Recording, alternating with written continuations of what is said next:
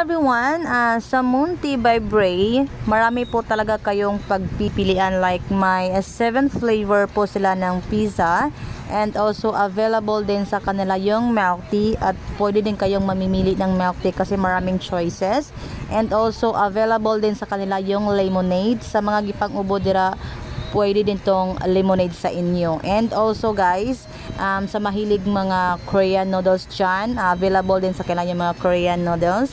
And also for pick up and delivery via Maxim po sila, kaya dili jud angay mag-uol.